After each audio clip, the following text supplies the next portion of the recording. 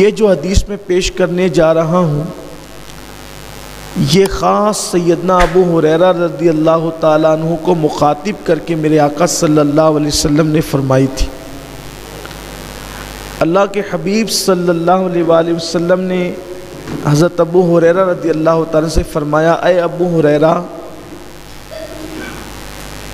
تم کبھی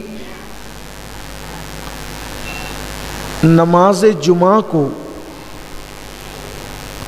اور غسل جمعہ کو ترک مت کرنا۔ اپنی پوری زندگی میں چاہے جو ہو جائے کوشش کرنا کہ تم سے کبھی جمعہ کی نماز اور جمعہ کا غسل یہ ترک نہ ہو، بلکہ اللہ کے رسول صلی اللہ علیہ وآلہ وسلم نے یہاں تک فرمایا کہ بلا وجہ صرف سستی اور کاہلی کی وجہ سے اگر کوئی جمعہ کی نماز چھوڑ دیتا ہے، نماز جمعہ ترک کر دیتا ہے، تو گویا کہ وہ اپنے گلے سے اسلام کا پٹا اتار کر پھینک دیتا ہے۔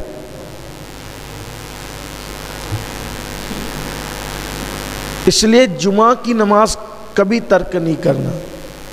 آج کل دیکھنے میں یہ آ رہا ہے کہ چھوٹی چھوٹی بیماریوں کی وجہ سے بھی لوگ نماز جمعہ چھوڑ دیتے ہیں۔ میں تو بیمار ہوں، بیمار کے لیے نماز نہیں ہے۔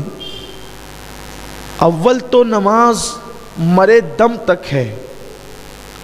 اگر ہم کھڑے ہو کر نماز نہیں پڑھ سکتے تو بیٹھ کے پڑھیں، بیٹھ کے نہیں پڑھ سکتے تو لیٹ کر پڑھیں۔ لیٹ کر بھی اگر ہمیں پڑھنے میں کوئی دقت ہے تو یہ جو آنکھ کی پلکیں ہیں اس کے اشارے سے پڑھیں۔ اسی لیے آپ دیکھیں کہ انسان کے جب سارے اعضاء ناکام ہو جاتے ہیں تو آخری تک کی آنکھ کی پلکیں کام کرتی ہے تاکہ آپ اس کے اشارے سے نماز پڑھ سکیں۔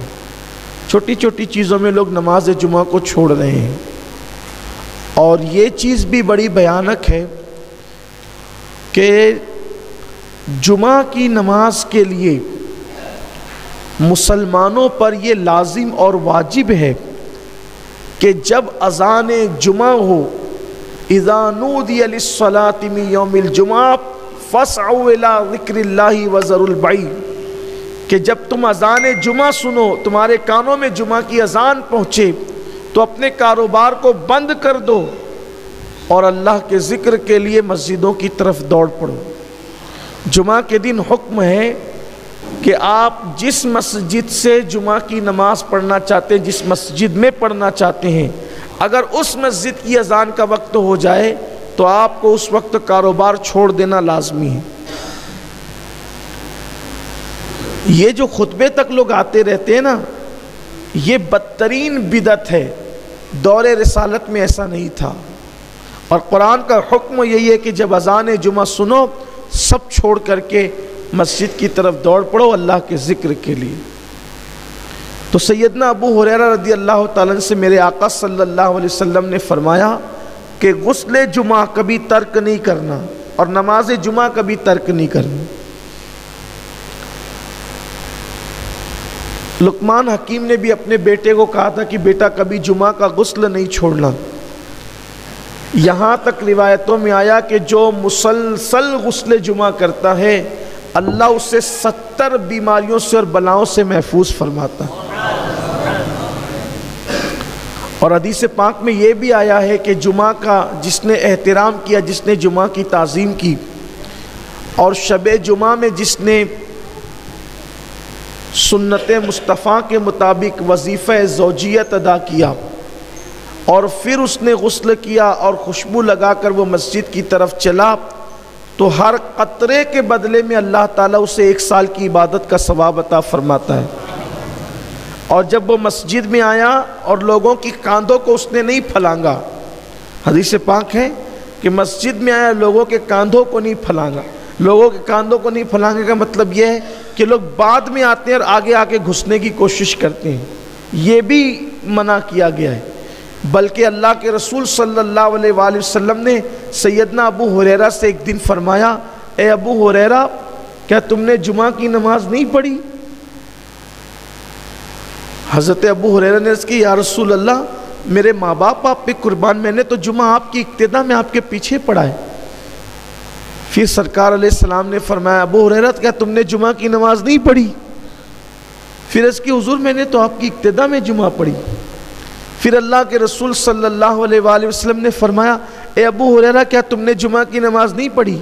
تو پھر ان کو احساس ہو گیا کہ یا رسول اللہ صلی اللہ علیہ وآلہ وسلم میں تو آپ کی اقتدا میں نے جمعہ پڑھی۔ تو سرکار نے فرمایا کہ تم بعد میں آئے تھے اور تم صفوں کو چیرتے ہوئے آگے آ رہے تھے، جو ایسا کرتا ہے گویا وہ جہنم کی آگ کو پھلانگتا ہے۔ صفوں کو چیر کر آنے والا گویا کہ جہنم کی آگ کو پھلانگتا ہے۔ تو جو جمعہ کی برکت ہے، نماز جمعہ کی برکت ہے، تو صفوں کو چیر کر اور پھلانگ کر آنے والوں کے لیے ڈر ہے، خدشہ ہے کہ کہیں وہ جمعہ کی برکتوں سے محروم نہ ہو جائیں۔ اس لیے بعد میں آنے والوں کے لیے ضروری ہے کہ ان کو جہاں جگہ ملے وہ وہیں بیٹھ جائے، صفوں کو نہ پھلانگے۔ اور پہلے آنے والوں کے لیے ضروری ہے کہ وہ آئیں تو اولین صف میں بیٹھے تاکہ پیچھے سے آنے والوں کو پھلانگنا نہ پڑے، ورنہ وہ جمعہ کی برکتوں سے محروم رہیں گے۔ لوگ جو ہے وہ آتے ہیں پیچھے بیٹھتے ہیں، اپنی سہولت سے بیٹھتے ہیں، دیوار کا ٹیک لگا کر کے بیٹھتے ہیں، لوگوں کی پوزیشن یہ ہوتی ہے۔ تو اس لیے جب جمعہ کی نماز کے لیے آؤ تو صفوں کو پھلانگ کر مت آؤ، جہاں جگہ ملے وہیں پر بیٹھ جاؤ، اور جو پہلے آئے وہ آگے آ کر کے بیٹھے۔ اللہ کے رسول صلی اللہ علیہ وآلہ وسلم نے فرمایا کہ اگر لوگوں کو پہلی اور اولین صفوں میں بیٹھنے کی فضیلت معلوم ہو جائے، لوگوں کو پہلی اولین صفوں میں بیٹھنے کی فضیلت معلوم ہو جائے تو لوگ مسجد میں قرآن اندازی کرنے لگے کہ پہلی صف میں کون بیٹھے گا، اور بلکہ یہاں تک فرمایا کہ لوگ مسجد میں تلوار نکالیں گے پہلی صف میں بیٹھنے کے لیے اگر ان کو صف اول میں بیٹھنے کی فضیلت پتہ چل جائے۔ لیکن یہاں تو حال ایسا ہی ہے کہ لوگ مسجدوں کے اندر اپنی طرز پر آتے ہیں، اپنی طرز پر بیٹھتے ہیں، اولین بیٹھو۔ بلکہ جب خدا کی رحمت اترتی ہے نماز کے اندر، نماز با جماعت میں، تو پہلے وہ امام پر اترتی ہے۔